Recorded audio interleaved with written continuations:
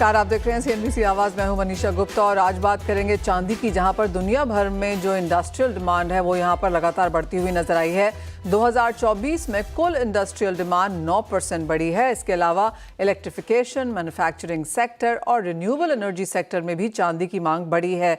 आगे जाकर चांदी में किस तरह की सिचुएशन रह सकती है, क्योंकि आपको बता दें कि पिछले साल हमने चांदी में करीबन 21 से 22% की तेजी आते हुए देखी थी और इस साल में अब तक 12 से 14% की बढ़त ऑलरेडी हम यहाँ पर आता हुआ देख चुके हैं। एक और इंटरेस्टिंग चीज है कि हर साल चांदी अब यहाँ पर $5 से $7 की रेंज दिखाने लगी है। अगर 2023 की बात करें तो हमने $19 और $27 के बीच में कारोबार होता हुआ देखा था। 2024 की अगर बात करें तो ये रेंज $22 से $35 तक बनती हुई नजर आई, यानी कि बहुत बड़ी रेंज यहाँ पर बनती हुई दिखी है। इस साल में अब तक हमने हायर हाइज यहाँ पर ऑलरेडी बनते हुए देखे हैं।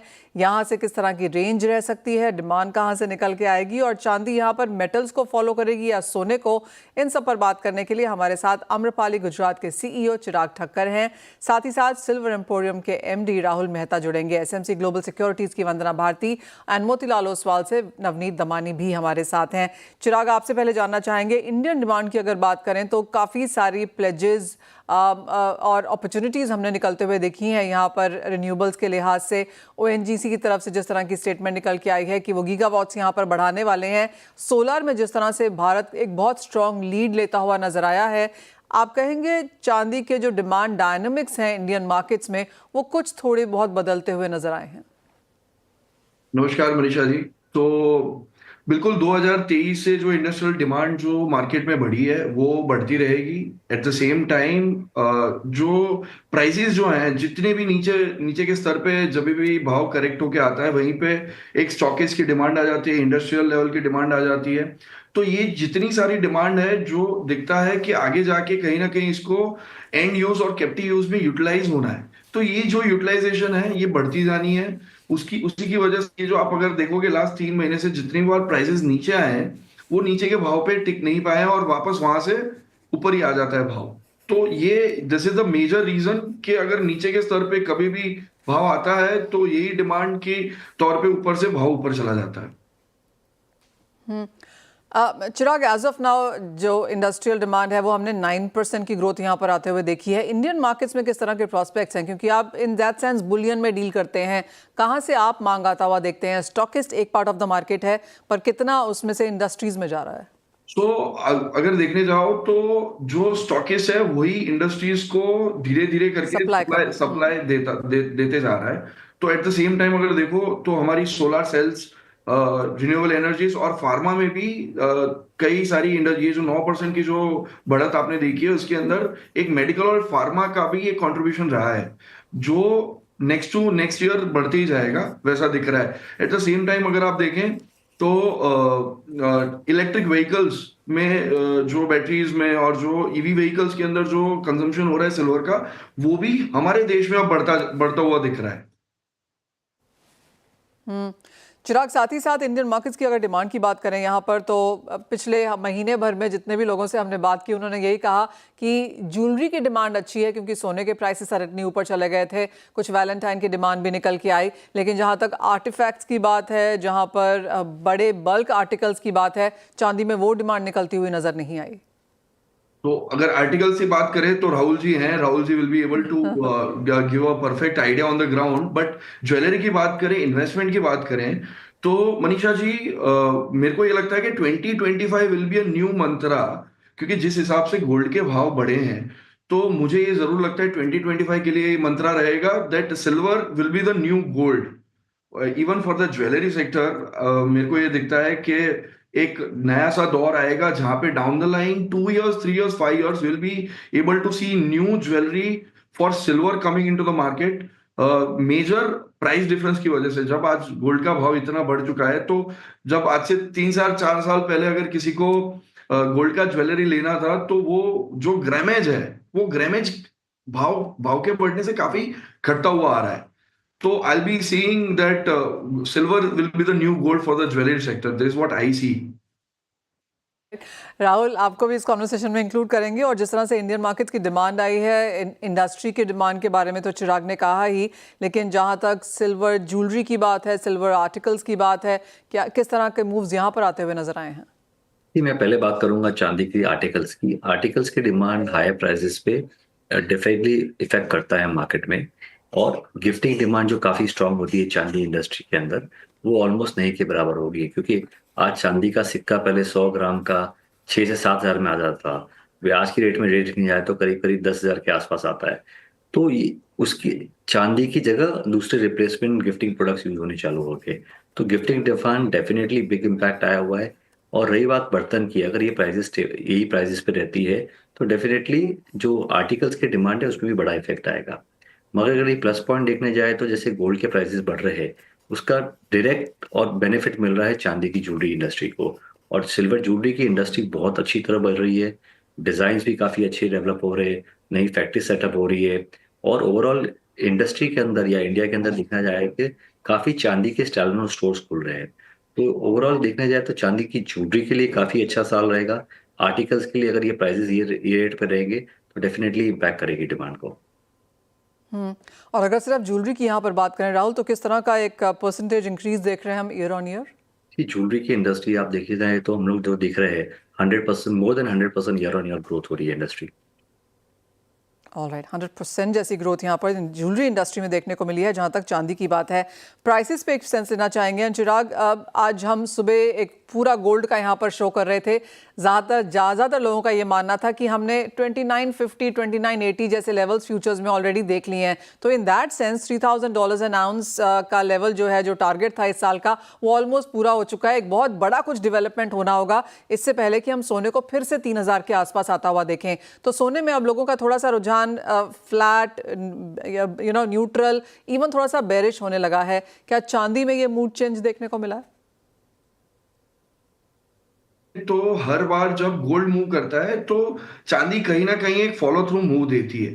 तो अगर आप देखेंगे तो लास्ट 2 महीने में इतना कोई बड़ा सिल्वर में मूव आया नहीं। हम एक बार ऑलरेडी 1 लाख के पार हमने चांदी देख ली है लास्ट ईयर में। तो अगर हम देखें तो वो मूव अभी तक सिल्वर में आना बाकी है।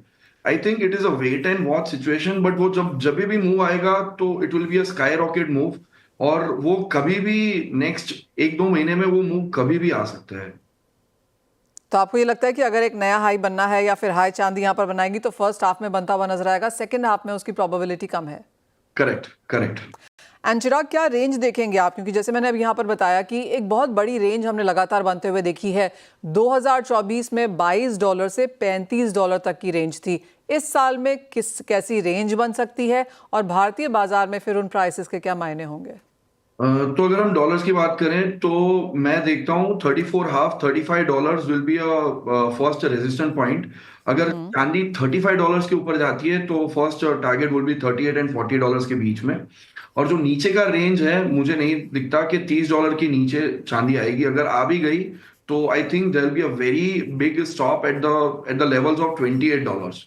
और अगर हम घरेलू मार्केट की बात करें तो 85,000 to 1,10,000 1,15,000 will be the range for this particular year, जो मुझे दिख रहा है यहाँ पे।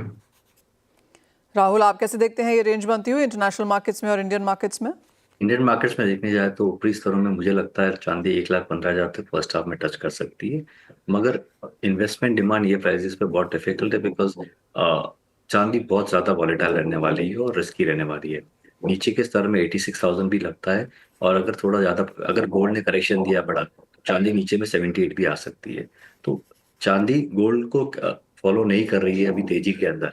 मगर जब गोल्ड में करेक्शन आएगा तो चांदी ज्यादा घटेगी। तो रिस्की है।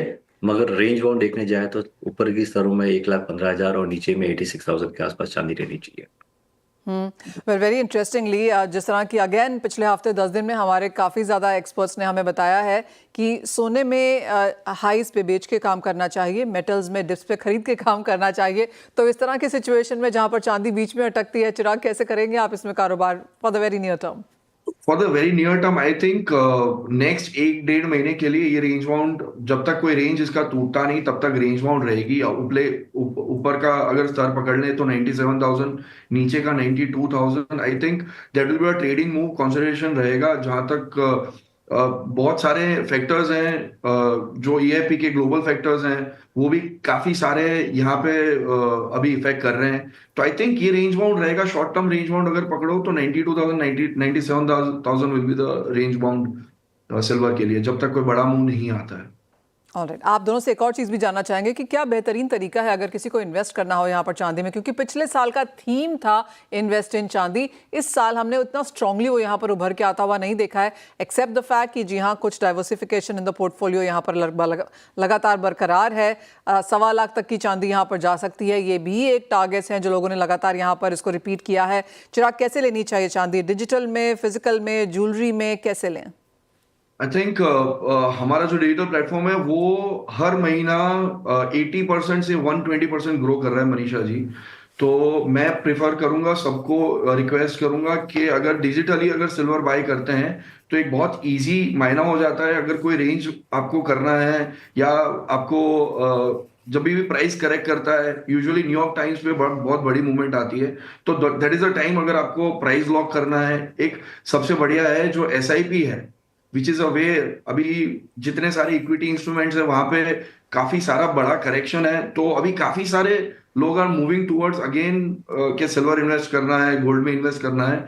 तो we have seen a lot of traction in last 2 months on the digital platform. तो एसआईपी करिए, SIP is the best way to invest. छोटा छोटा आप हर हफ्ते हर महीने के उस पर आप इन्वेस्ट कर सकते हो। And I think that is the best way. In fact down the line 3 months जब आपका गोल्ड और सिल्वर जब एक्यूमुलेट हो जाता है तो आप उसके लिए सिल्वर डिलीवरी भी कर सकते हैं, सिल्वर गिफ्टिंग भी कर सकते हैं। So that is the best way to invest.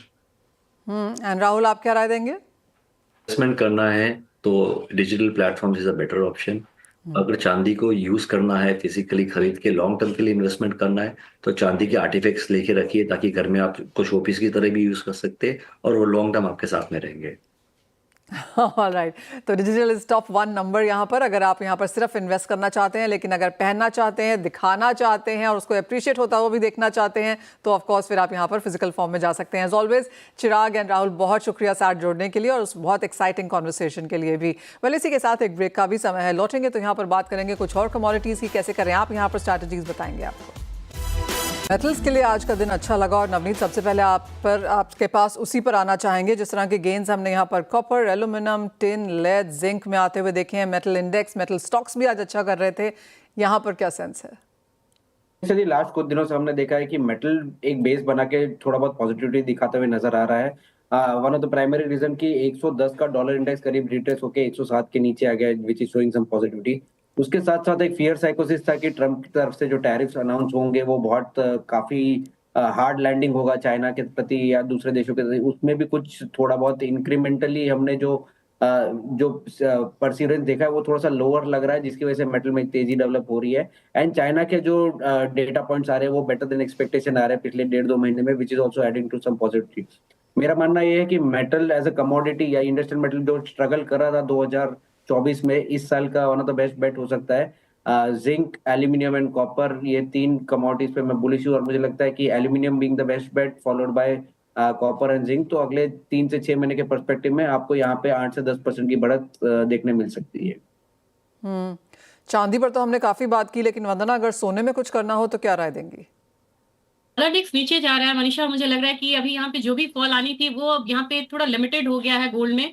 मेरे ख्याल से अभी फिलहाल बाइंग में ही रहना चाहिए। 85,000 तक के लिए एक बाइंग रिकमेंडेशन रहेगी। 85,400 का टारगेट होगा। स्टॉप लॉस प्लेस करना होगा 84,800 का। और मुझे लग रहा है कि 85,800 900 तक आते आते अब रैली यहाँ पे थोड़ी सी टायर्ड होती हुई दिख सकती है और 86,000 जो है मुझे लग रहा है कि अल्टीमेटली वो रेजिस्टेंस लेवल बन जाएगा फॉर द टाइमिंग गोल्ड के लिए। क्रूड प्राइसेस में पिछले हफ्ते की तेजी के बाद कुछ गिरावट देखने को मिली है। ऑफ कोर्स लॉन्ग वीकेंड भी है, आज यूएस के बाजार बंद है। इस बीच नवनीत, क्या करना चाहिए एनर्जी एज एन एरिया में? वेल, हमने टाइम एंड अगेन देखा कि 6,000-6,050 के आसपास एक बॉटम बना के क्रूड रिबाउंड करता है बहुत शार्पली, एंड ऊपर में 6,500-550 का स्तर निकालना थोड़ा सा डिफिकल्ट हो रहा है। मुझे लग रहा है कि we are at the lower end of the range और यहाँ से अगर 40-50 पॉइंट की इंक्रीमेंटल फॉल आती है तो बाय की अपॉर्चुनिटी बनती है। वी में सी प्राइसेस रिबाउंडिंग टुवर्ड्स 60-50, 6300 ऑल्सो। तो मेरा बायस थोड़ा सा पॉजिटिव है एंड बाय एंड डिप की स्ट्रेटेजी रखनी चाहिए। आपको मात्र 6,040 रुपए का स्टॉप रखना है एंड 6100 के आसपास आपका बाइंग रिकमेंडेशन रह सकता है। ऑलराइट, और साथ ही साथ डॉलर इंडेक्स में अब आपकी क्या सेंस है, क्योंकि आपने इनिशियल कमेंट्स वहीं से स्टार्ट किए, कुछ ऑफ कोर्स दबाव देखने को मिला है, क्या आपको लगता है नवनीत ये जारी रहेगा? से 100 बेसिस पॉइंट का और मैक्सिमम फॉल आ सकता है। मुझे 106 के नीचे डॉलर इंडेक्स होल्ड करता हुआ नहीं नजर आ रहा है, और मुझे लगता है कि एक रीजनेबल रिबाउंड देखने मिलेगा वापस 108 110 की तरफ। इनफैक्ट इस बार 111-12 के आसपास भी आपको डॉलर इंडेक्स देखे तो कोई सरप्राइज नहीं होगा। एंड उसका सीधा इम्पैक्ट अपने को यूएसडी आईएनआर पे भी देखने मिल सकता है, which could also start to depreciate once again. तो दोनों ही पैरामीटर्स पे यहाँ पे 50 से 75 पैसे की यहाँ पर यूएसडी आईएनआर में एक तेजी हो सकती है, फिर हम शायद लाइफ टाइम लो की तरफ फिर से जाते हुए नजर आएंगे। एंड डॉलर इंडेक्स में भी एक 100 बेसिस पॉइंट के करेक्शन के बाद वापस 109 110 का स्तर देखने मिल सकता है। ऑलराइट, तो करंट 106 107 से 110 111 112 भी आप यह कह रहे हैं, सरप्राइज शायद नहीं होगा लेकिन एक पिंच जरूर करेगा वो उस तरह का लेवल। वंदना, आप अगर आप एग्री एज अ स्पेस में देखें तो आपकी एक टॉप ट्रेडिंग पिक यहाँ पर क्या होगी, और आपको भी लगता है जैसे नवनीत कह रहे हैं कि एक बहुत बड़ा रिबाउंड डॉलर इंडेक्स में देखने को मिल सकता है? जी, यहाँ पे पूरा अटेंशन ही है ट्रम्प का कि वो डॉलर के लिए मतलब काफी ज्यादा सेंसिटिव है, और ट्रेड जिस तरीके से वो कर रहे हैं यहाँ पे रीसेटल कर रहे हैं, तो मुझे लग रहा है कि डॉलर इंडेक्स 105.8 ये एक लेवल रहेगा जहां से रिबाउंड करेगा। 109 एक रेजिस्टेंस रहेगा काफी स्ट्रांग, और इसके बाद मुझे लग रहा है कि सेकंड हाफ में वो 110 की तरफ जाने की कोशिश कर सकता है। और मुझे लग रहा है पूरा ही 4 साल इनका काफी ज्यादा वोलाटाइल रहेगा, तो सेफ हेवन बाइंग बार बार वहां आती रहेगी, और इसके हिसाब से कमोडिटीज में मूवमेंट यहाँ पे आएगी। एग्री स्पेस में मुझे लग रहा है मनीषा यहाँ पे जीरे में काफी अच्छी यहाँ पे जो वाली है वो हुई है स्पॉट मार्केट में, और होली से पहले कुछ जो मसालों में है अपसाइड मूवमेंट वो देखने को मिल सकता है, खासकर कोरिएंडर में और जीरे में। तो वहां पे एक बाइंग की सलाह रहेगी। 21,600 के करीब बाइंग रिकमेंडेशन है, 22,500 का एक टारगेट रहेगा, एक पोजिशनल कॉल है।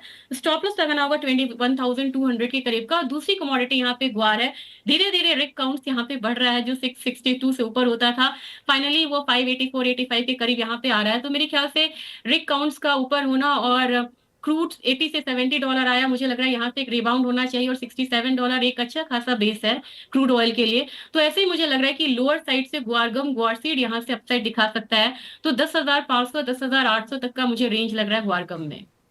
ऑलराइट, तो वो ट्रेडिंग स्ट्रैटेजीज हैं जो हमारे एक्सपर्ट्स ने हमारे साथ शेयर की हैं। वंदना, नवनीत, बहुत शुक्रिया आप दोनों का साथ जुड़ने के लिए और वो स्ट्रैटेजीज शेयर भी करने के लिए। इसी के साथ एक ब्रेक का समय है, जब लौटेंगे तो लेकर आएंगे आवाज समाचार।